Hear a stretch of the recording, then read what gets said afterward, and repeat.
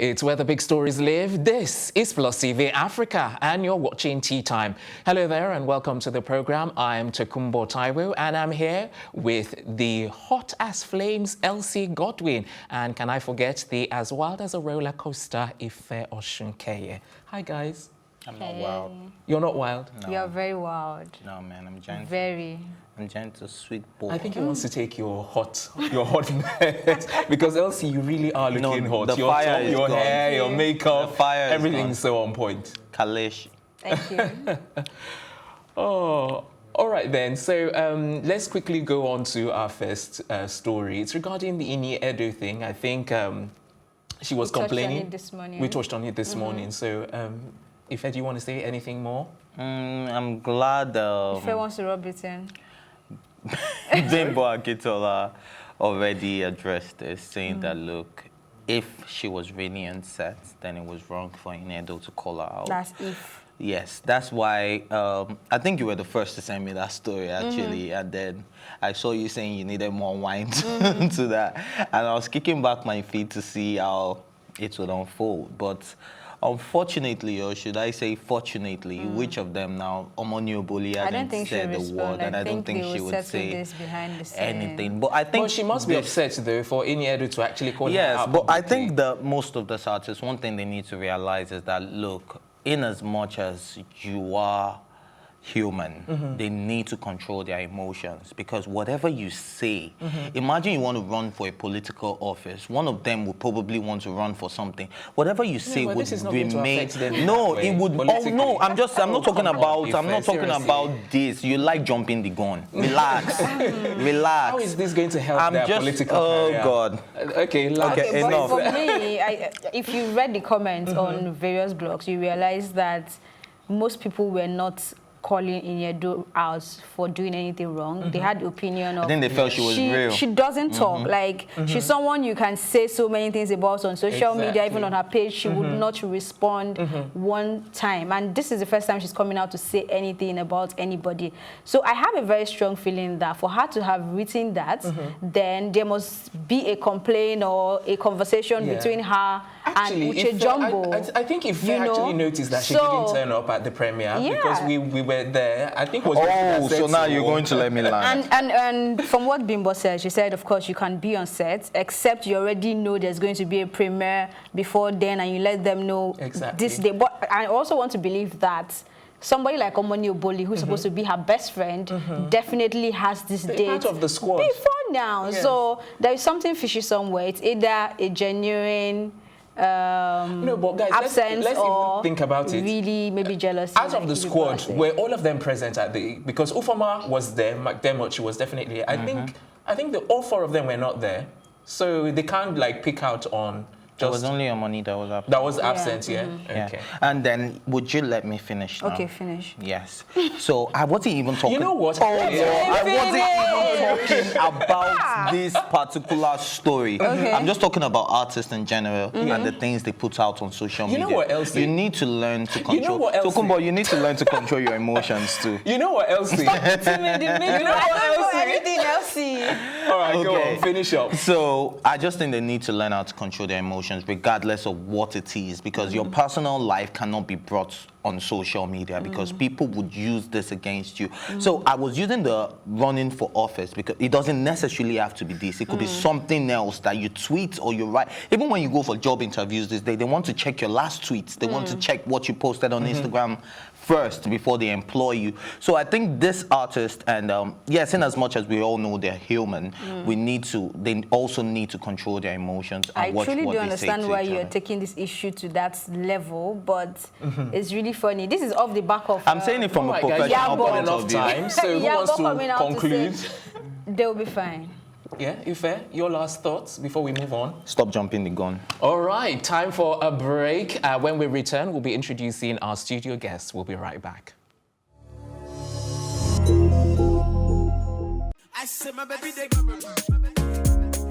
It's where the big stories live. This is Plus TV Africa. When I did it, I was full on, hands-on on the whole project. So how did you deal with it? All of that negativity? I got depressed, obviously. Duh. Haven't you heard? I've got 2 of the hottest topics currently trending on social media. If you've seen the word Senate trending on Twitter, that's because the Nigerian police force has gone Trump style. I haven't shared this with anyone, but I reckon I get about like 100 people asking for help a day. That's a fact. I can prove that.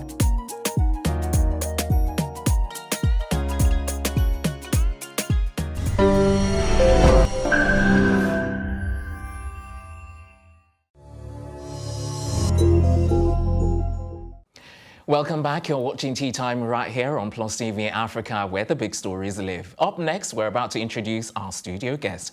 He's a gospel artist, an Afrobeats artist, a jazz artist who also knows how to use a saxophone effortlessly. He has performed alongside Kenny G, India Ari, Kirk Franklin, Mary, to name but a few. He's the convener of the biggest jazz concert in Nigeria, titled Sax Appeal. With over 33,000 followers on Instagram, ladies and gentlemen, I give you the majestic, the melodious, and the mastermind, Mike Aremu. Wow. For some minute, I thought, okay, what were they talking about? Oh, thank you very much for coming on the show. Thank you so much for having me. Very, very interesting to see someone with a saxophone. And you know what? Before we even delve deep, I think maybe you should show us or show our viewers out there what it is that you can actually do for anyone who doesn't. Well, I don't have my reed here, so maybe I'll do it later. Because I just realized it. So okay. there's this thing, like the bamboo, that makes it sound. Oh. I just didn't set it up. Oh, okay. We would be waiting for you to perform first. Okay. So I can't escape. Is that what you're trying to say? Yeah, that's what we're trying to see. All right, you know what, guys? Maybe we need to pay. He'll probably perform later. Okay, so maybe we'll just do some chatting and then later on we'll get some performance. Okay, so if... Oh, really? I'm glad that during your introduction you spoke about the Sex Appeal Festival. It's sax appeal. It was like point of correction. We know where your mind is. Thank you very much that you said it. Okay. Oh my goodness. So tell us about the Sax Appeal Festival, because I realized that the last time that held was in 2016. So why did we miss 2017? And should we be looking forward to anything before the end of the year? So I'll start from the back. So I haven't done Sax Appeal because it's quite a budget-intensive event, and we know what the economy is like. And we're still trying to recover from the last one we did financially, because you know, it's part of the things that, you know, sometimes this nation can in a way discourage you in doing things. But what is pushing me is not just it's not the money, it's also the passion for it. So we're not, until we get it right, the business part of it right, it's still on hold. It will be on hold. So that's why we haven't, you know, we need to make sure that sponsorship and all of that is sorted out before the next one. So okay, so on the back of this, since we're talking about events, I just quickly wanted to find out about, you know, the experience, because you've performed there for the last 9 years. Okay, 9 years, you know, and you're going to be performing as well this year, December 7th, you know. So what has the experience been like for you, experiencing the experience, you know, no pun intended. Yeah, so it's going to be the 13th edition, so, but I performed at 8 of it, so this is going to be my 9th one. Okay. Every year is different. You know, I remember the very first one at TBS. You know, it wasn't too many people, but it was wow. It was the first of its kind. But then, you know, it grew to over 600,000 people in attendance. So every single year is different. It's just, you know, I don't know how to describe it, but I am looking forward to seeing something new every single year. And for my performance, I'm always looking forward to, okay, what else can we do that is different from the last time or the last time we were. So yeah, but this year it looks really, you know, it looks like it's going to be a lot more, because I haven't done it majorly in the last 2 years. So for me, it's like, wow, I miss it so much that I can't wait to be back on the stage. Okay. So you were signed on Kennis Music. Yes. Now, would you say that was the stepping stone for your career? And comparing then to now, what is the difference? you know, one of the best things that happened to me was signing to Kennis Music. Because at that time, they had the media, and, you know, they believed so much in me that they took me to the studio. I was one of the few artists that they actually paid for all the sessions, did everything. They came to say, Mike, you know, Uncle Keke just said, you know, you need to do an album. And so that platform, up until today, I am still riding on that, because when I travel and talk, people say, oh, that's your very first album. I'm like, wow, this is 20 years, almost 20 years ago, you know, and that platform was really, really, really major. And I know it's not just me, to be honest. They were major people in the industry that brought music to. They believed so much in Nigerian music until we started believing in our music. People used to go like, you know, why are you these guys? Oh, you know, but so I give so much kudos to Ken, you know, Keke and the one, you know, Kennis Music, and they were a major role player in what is happening today in the music industry. So would you say on that basis, you know, that you owe them, you know, your success today? Oh yes, I would. I owe it to God, and I will always, you know, acknowledge what they did in my career. Okay. All right. I have another question, but I'm sure the others have. Okay, so a little bird told me you name your saxophones. So I want to know the stories behind each of them. Their names. So, Their names and the stories behind. What's the name of this one? This is Anita. And that's because she's been around, you know, for a while. So she's seen the good and bad times. So, you know, Anita. And my soprano sax is Kokumo. And that's because I was robbed a few years ago, some years back. And I went the next day with the police, and to our utmost surprise, we still found the saxophone. And if you saw the case, you know, the casing of that particular saxophone, so you know it's something precious in there, but they still left it, they didn't take it. Wow. So, and then my tenor sax is my Fallon Shaw, and that's my, you know, because it's my most expensive saxophone. It was a gift by Captain George of Strong Tower Mission, and I've had her for like over 20 years. And, you know, I wanted to check how much they sold it. I wanted to sell it one time, and they told me the price. I said, oh, wow, oh, I'll still keep it. Okay. That is, you know, but it's one of my priceless possessions. All right, okay. Time for another break, but it will be a continuation of our conversation with gospel artist Mike Aremu right after this break. Do stay with us. I won't be long before we come back.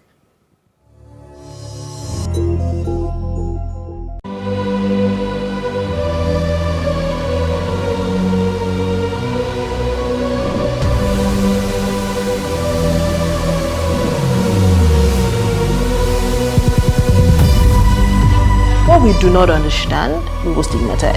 What you can see is the remaining of the tanker that exploded. The suspect equally confessed.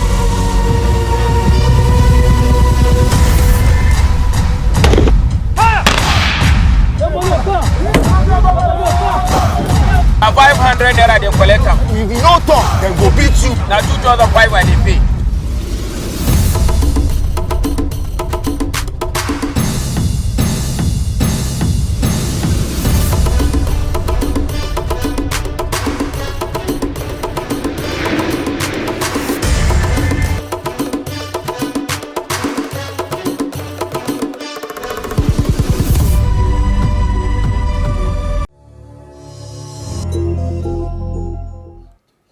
Welcome back, Plus TV Africa right here, and you're watching your favorite entertainment news program, Tea Time. If you're just joining us, we're talking to gospel saxophonist Mike Aremu.